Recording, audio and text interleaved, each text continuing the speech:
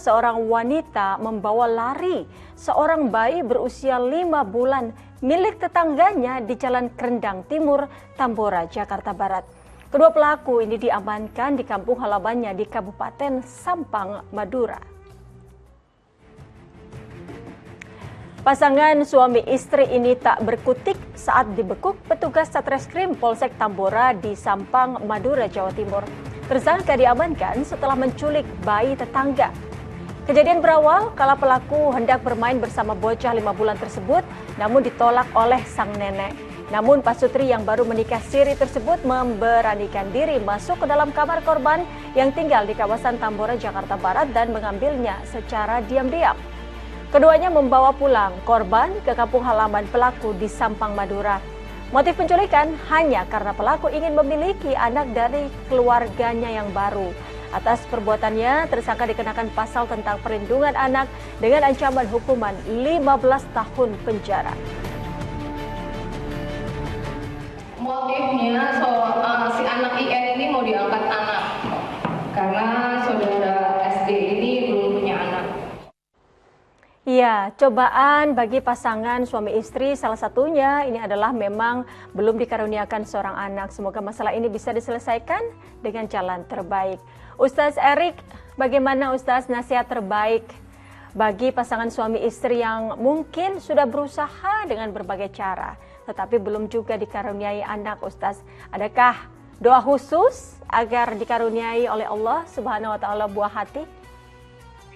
Ya baik ya, tentu kita mesti ikhlas memurnikan ketaatan kita dalam keseharian atau menjalankan perintah Allah ini. Ada orang-orang ya yang dilapangkan, diberikan rezeki ya, keturunan. Ada juga yang tidak ya. Nah, ini qadarullah, ini ketetapan Allah. Karenanya di dalam rukun iman salah satunya apa? Iman atau percaya atau yakin atau memurnikan yang namanya qadar dan qadar Allah, ketetapan Allah.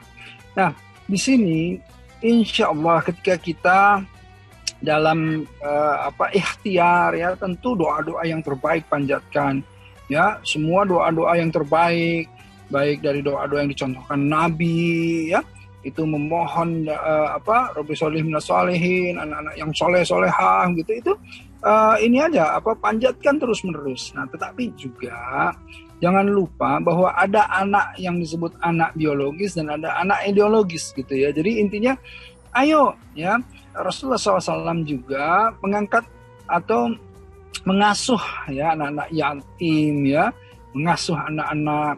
Kata Rasulullah SAW, ana wa kafilul yatim fil jannah hakaza, katanya, saya dengan orang-orang yang mengasuh anak-anak yatim itu di jannah atau di surga itu sedekat ini gitu. Nah, artinya sedekat ini tuh kita insya Allah jannah atau surganya surga Firdaus, karena surganya para nabi atau Rasulullah SAW itu di Firdaus. Nah, karenanya ada cara ya untuk kemudian menyalurkan rasa kasih sayang kita kepada anak ini dengan cara apa?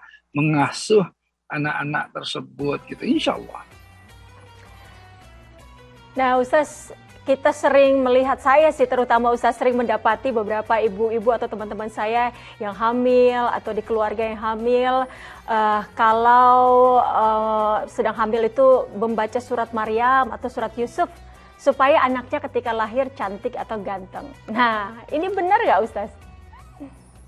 Wah, itu ya, saya juga harus cari ininya, tetapi itu satu urf ya atau kebiasaan gitu. Salah satunya ibu saya ketika hamil itu baca surat Yusuf, jadi saya namanya Erik Yusuf gitu ya, alhamdulillah. Nah, tapi intinya itu adalah satu ikhtiar ya, di mana urf kebiasaan bahwa ketika ibu-ibu sedang hamil ya, sebelum ditiupkan ruhnya itu terus menerus ya memohon agar supaya anaknya ini janinnya yang ditiupkan ruhnya ke dalam perutnya, rahimnya ini adalah anak-anak yang nanti insya Allah menjadi qurrata ayuni ya, jadi penyejuk hati mereka, orang tuanya jadi kebanggaan agama gitu. Jadi silahkan mohonlah doa-doa yang terbaik kepada Allah ya, dan anak laki-laki dan perempuan itu sama saja ya, yang penting mereka itu insya Allah kunci kendaraan kita ke surga kelak ya, insya Allah, jika mereka itu menjadi anak-anak yang soleh solehah gitu. Nah Ustaz, kadang-kadang ada ikhtiar yang dilakukan oleh pasangan suami istri yang tidak memiliki anak atau belum dikaruniai anak, yaitu dengan cara mengadopsi. Nah, apa saja Ustaz Erik yang harus diperhatikan dalam Islam saat kita ada niat untuk mengadopsi anak, Ustaz?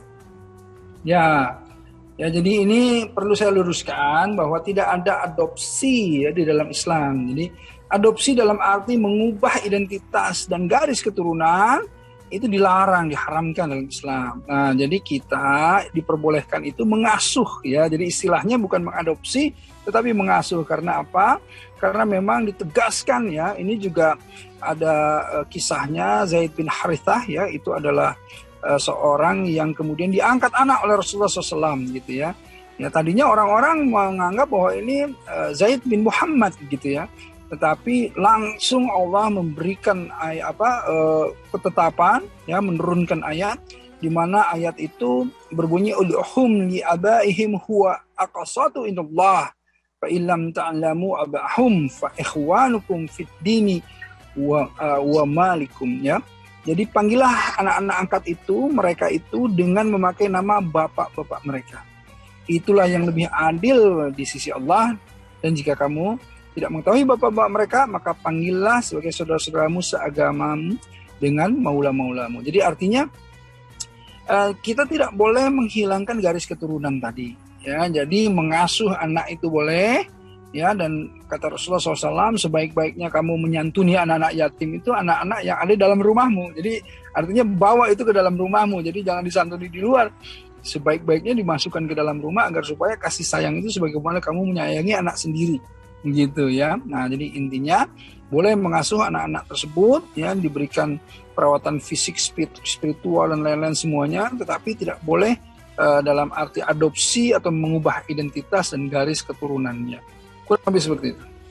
Nah Ustaz, itu berarti jika kita mengasuh anak, atau kalau dalam hukum di Indonesia kan memang disebutnya sebagai adopsi begitu Ustaz, karena ada surat-surat yang harus dilengkapi.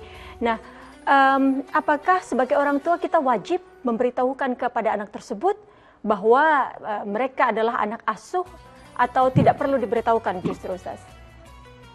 Nanti insya Allah pada saatnya mesti diberitahukan. Pada saatnya. Ya, jadi di saat yang tepat, setelah akil balik, setelah kemudian mereka paham, ya, nanti diberitahukan. Karena apa? Karena ini berbahayanya tadi ya, yang namanya sanad, yang namanya garis keturunan itu akan menjaga kemurnian agar supaya tidak terjadi nanti tumpang tindih permasalahan apa? Permasalahan mahram. Kan berbahaya. Ini ternyata nanti mereka bisa saja menikah dengan orang yang dilarang untuk dinikahi, kan begitu. Nah, karenanya ini penting sekali.